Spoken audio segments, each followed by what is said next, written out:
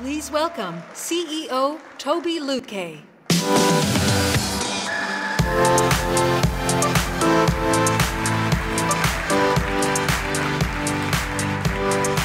Hello.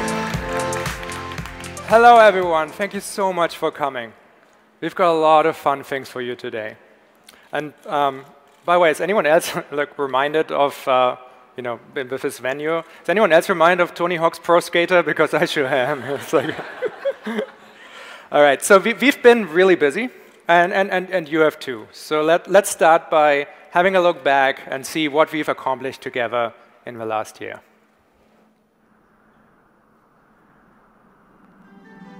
Our industry is growing, always changing and always evolving.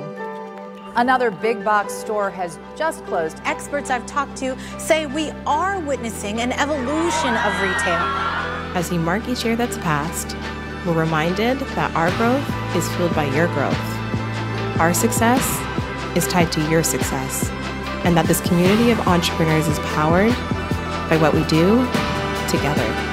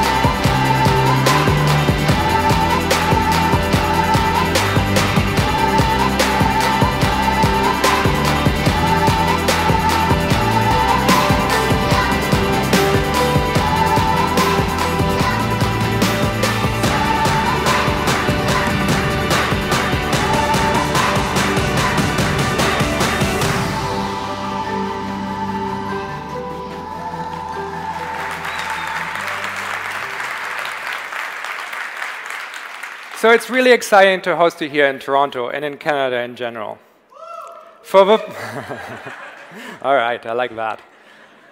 For the past 2 years, we have come together in San Francisco.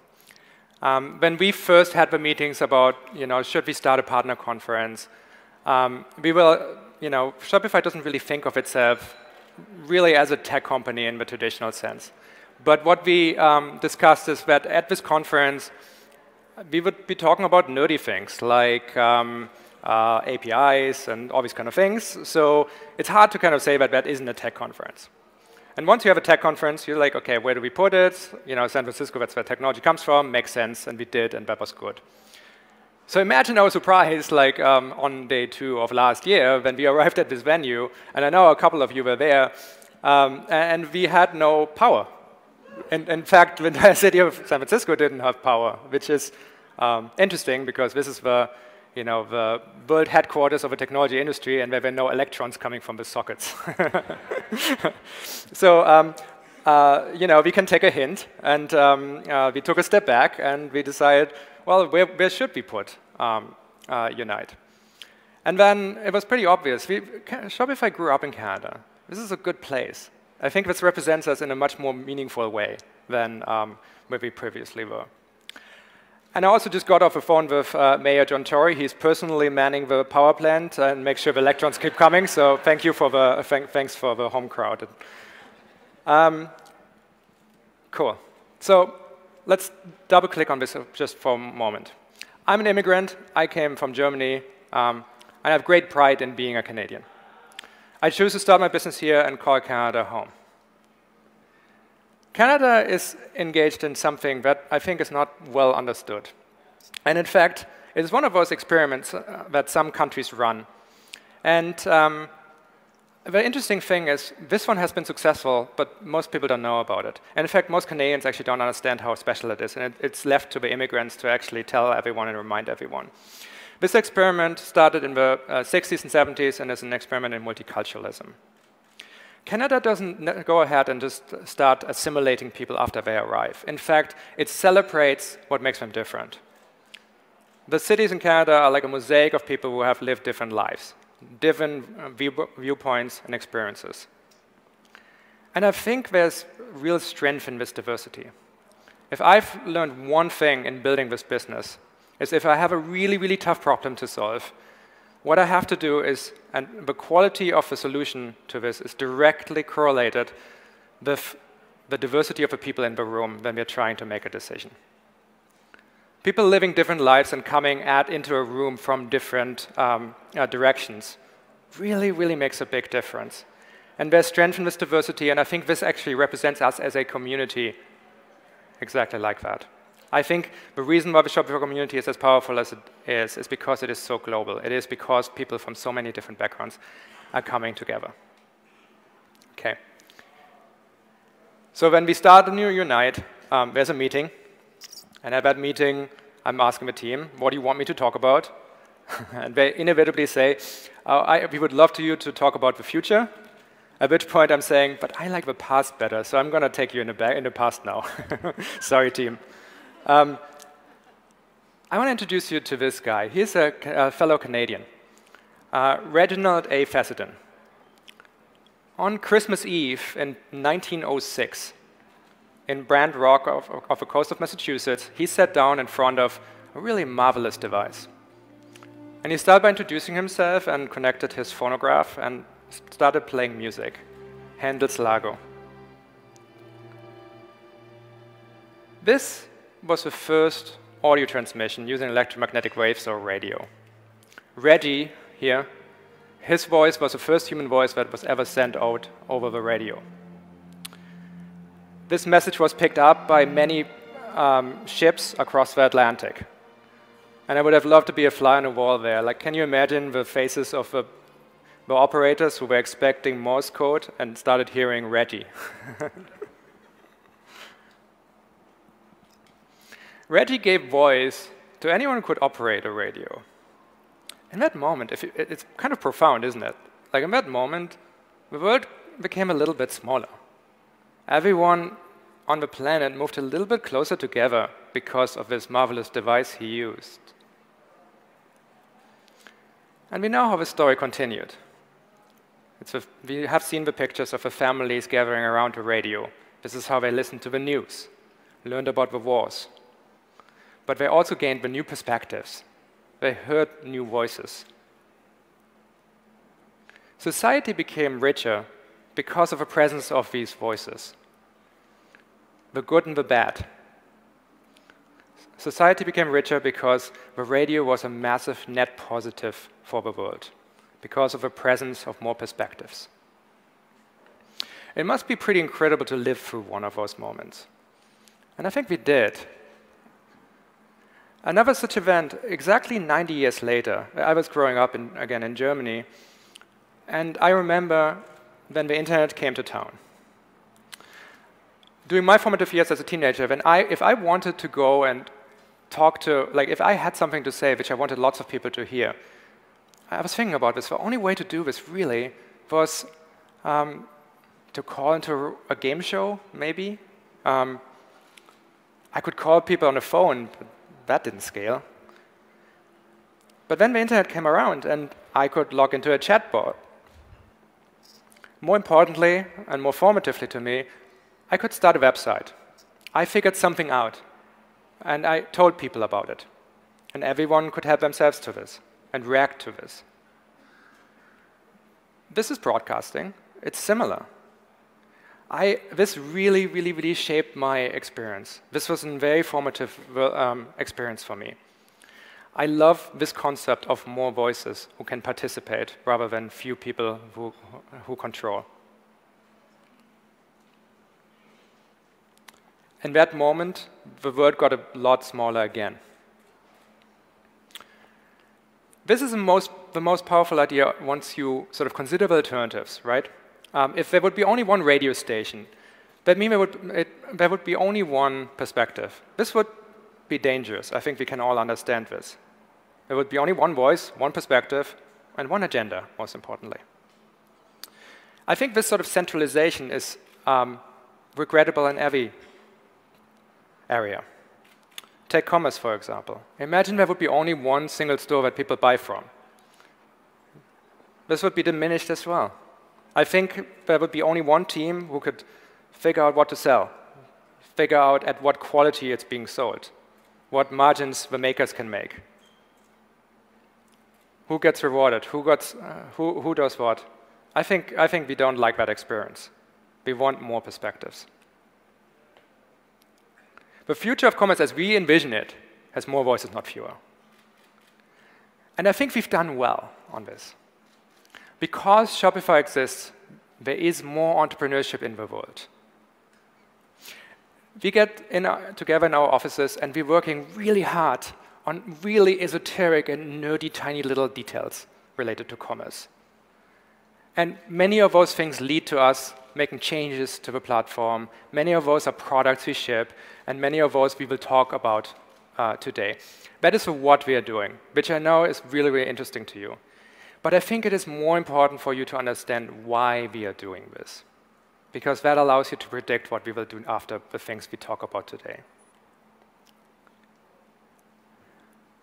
Entrepreneurship is actually in decline, and it's because it's too hard, but it doesn't have to be.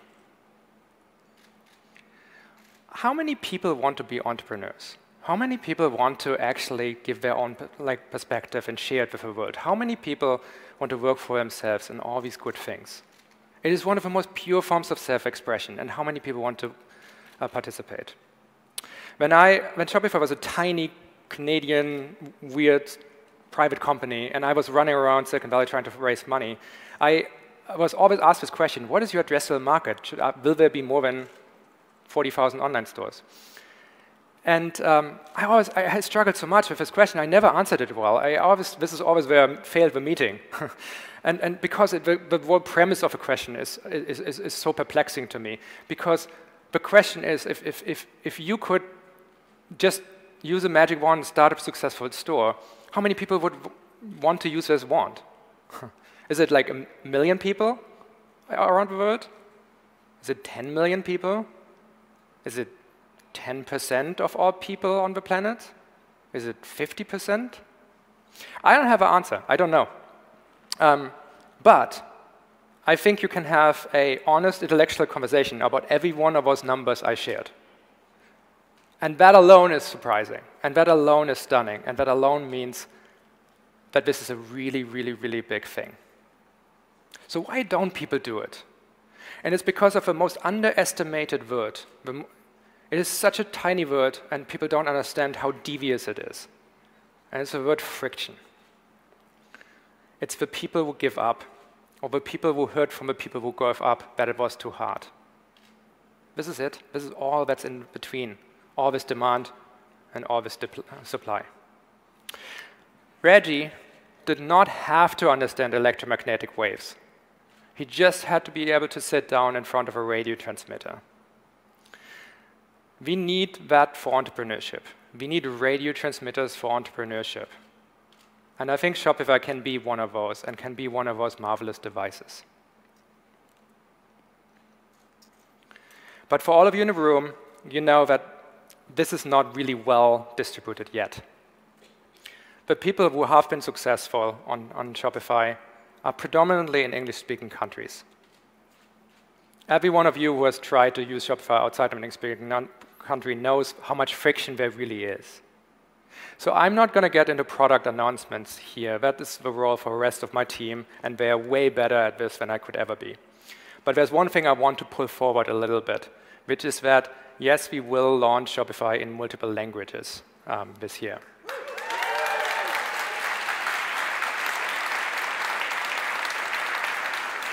Shopify believes that everyone deserves the ability to share their unique perspective with the world, no matter where they are.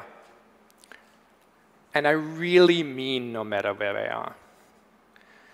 This is one of the most inspiring stories to me that I really, really, really want to share with you.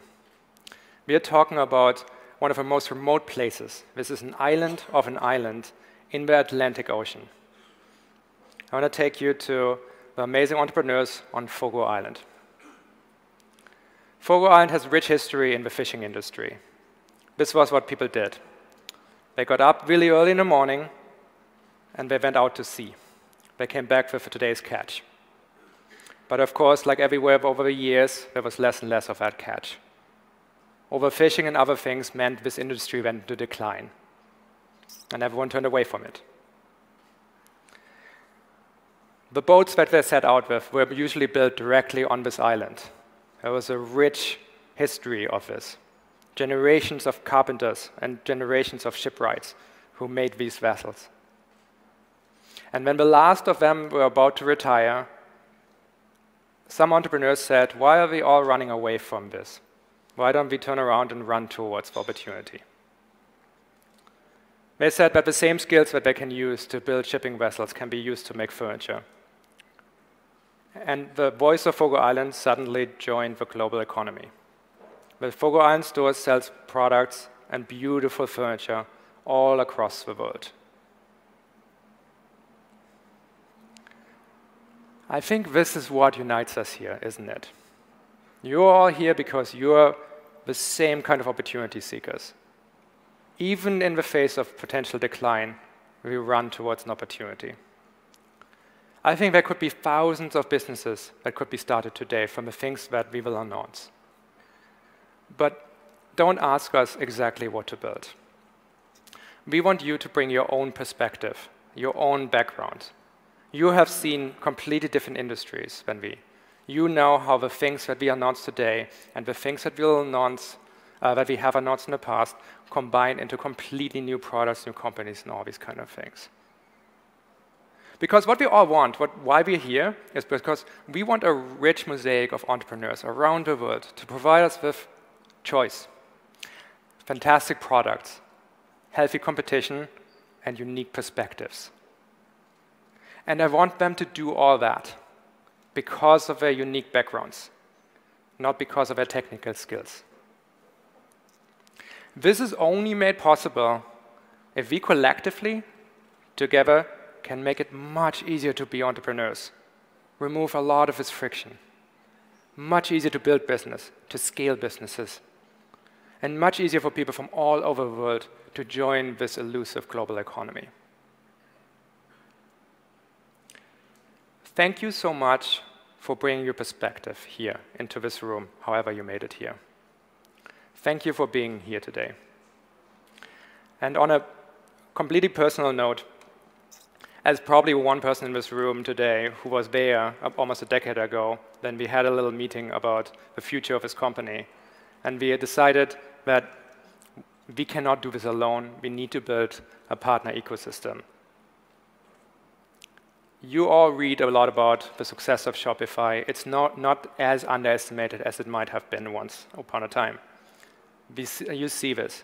And I want you to understand that we are doing this all together. Shopify could not do anything of what it does and anything for what it gets the credit for now without this incredible partner system. We are all on the same side of a table, and we are an amazing, diverse mosaic of people who are all kind of interested in making one particular change in this world to make entrepreneurship better. And for that, I thank you very much. Thank you. Thank you so much.